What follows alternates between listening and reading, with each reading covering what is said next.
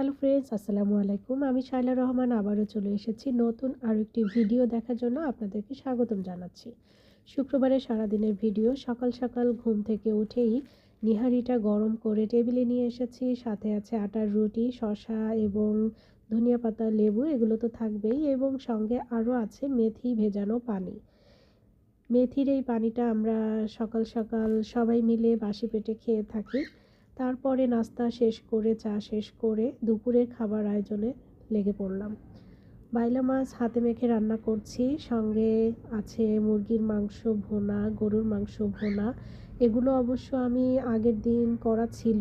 সবসময় আমি শুক্রবারের আগে বৃহস্পতিবারে সবটা রেডি করে রাখি, এবং এখানে পাশে সালাদ কেটে রেডি করছি।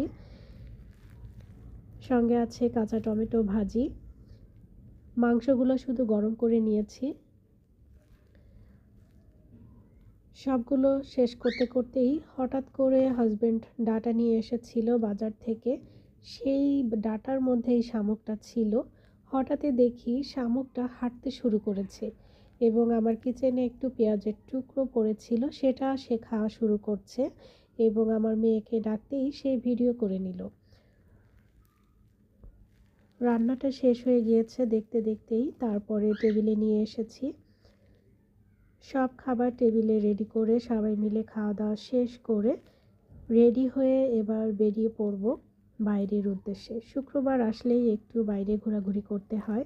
তবে আজকে একটু ইনভাইটেশন ছিল জুয়েলারিতে, ওখানে যাব। পয়লা বৈশাখের যে ইনভাইট ছিল আজকে অন্য একটা জুয়েলারিতে ছিল। তো দরজা খুলেই দেখলাম ছাদ খোলা ছিল। এই আম গাছে এত পরিমাণ আম ধরেছে, এবং এত বড় বড় আম, যেটা ক্যামেরায় একেবারেই দেখা যাচ্ছে না। তো বাইরে যাওয়ার আগেই ভিডিওটা করে নিয়েছি। আম বাগান দেখতে অনেক ভালো লাগে, এত বড় বড় আম। এই আমটা মিনিমাম 1 কেজির উপরে হবে, কিন্তু ভিডিওতে একেবারেই বোঝা যাচ্ছে না। আম বাগান থেকে বেরিয়ে পড়লাম, সোজা চলে গেলাম যমুনা ফিউচার পার্কে।